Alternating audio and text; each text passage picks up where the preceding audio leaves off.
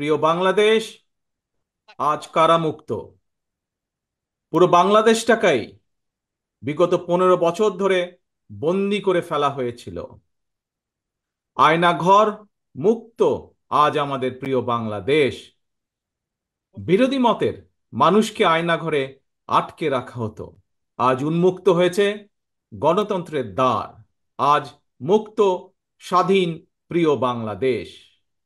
প্রিয় বাংলাদেশের সাহসী ছাত্র জনতাকে বিরচিত অভিনন্দন। প্রিয় দেশবাসী, আপনাদের ঐক্যবদ্ধ আন্দোলনে গণহত্যাকারী হাসিনা দেশ ছেড়ে পালিয়েছে। প্রমাণ হয়েছে আবারও মুক্তিযুদ্ধের বাংলাদেশ কখনো পরাজয় মানে না, মানতে পারে না এবং মানবে না। বাংলাদেশের পক্ষের শক্তি ঐক্যবদ্ধ থাকলে কোনো অপশক্তি বাংলাদেশকে দমিয়ে রাখতে পারবে না, ইনশাল্লাহ। 1971 এর মুক্তিযুদ্ধ আর 2024-এর মুক্তিযুদ্ধ, উভয় মুক্তিযুদ্ধেই জনগণের বার্তা একটি। কি সেটি? সেই বার্তা হলো, শর্ত দিয়ে স্বাধীনতা হয় না। স্বাধীনতা প্রিয় জনগণ স্বাধীনতা অর্জন কিংবা স্বাধীনতা রক্ষায় কোনো শর্ত মানে না, মানতে রাজি না। গণহত্যাকারী স্বৈরাচারী হাসিনা পালিয়ে যাবার পরে বাংলাদেশ থেকে, প্রিয় বাংলাদেশ থেকে আমি যত মানুষের সাথে কথা বলেছি, প্রতিটি মানুষ অনুভূতি প্রকাশের প্রথম উচ্চারণ ছিল, বাংলাদেশ স্বাধীন হয়েছে। স্বাধীন বাংলাদেশ থেকে বলছি। দেশ এবং জনগণকে স্বাধীন করতে গিয়ে চোখে মুখে বুকে গুলি আলিঙ্গন করা আবু সাইদ কিংবা মুগ্ধের মতন হাজারো ছাত্র ছাত্রী, তরুণ তরুণীকে প্রাণ বিসর্জন দিতে হয়েছে। আহত হয়েছেন অসংখ্য, অগণিত মানুষ। এর ভিতরে ছাত্র ছাত্রী রয়েছেন, এর ভিতরে রয়েছেন সাধারণ মানুষ, গৃহিণী, এর ভিতরে রয়েছেন রাজনৈতিক নেতা কর্মী বৃন্দ।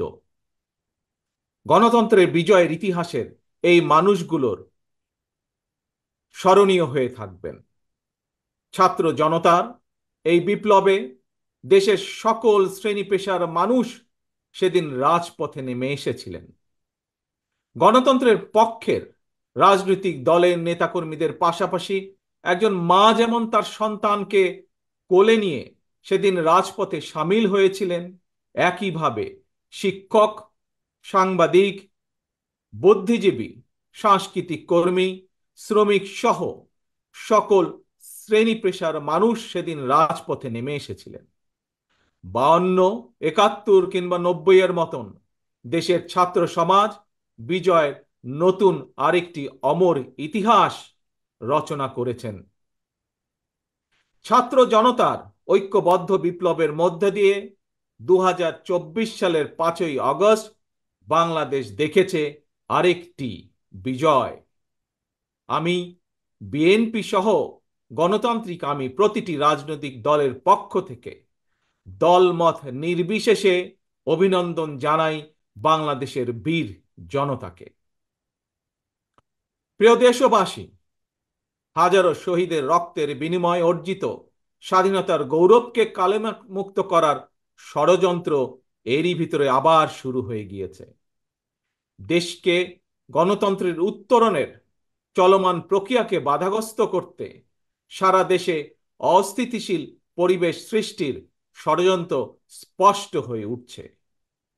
প্রশাসনের প্রতি আহ্বান, শক্ত হাতে আইন শৃঙ্খলা নিয়ন্ত্রণ করুন, প্রতিটি মানুষের নিরাপত্তা নিশ্চিত করুন। ধর্ম, বর্ণ পরিচয়ের কারণে কেউ যেন নিরাপত্তাহীনতায় না থাকে, সবার আগে সেটি নিশ্চিত করতে হবে।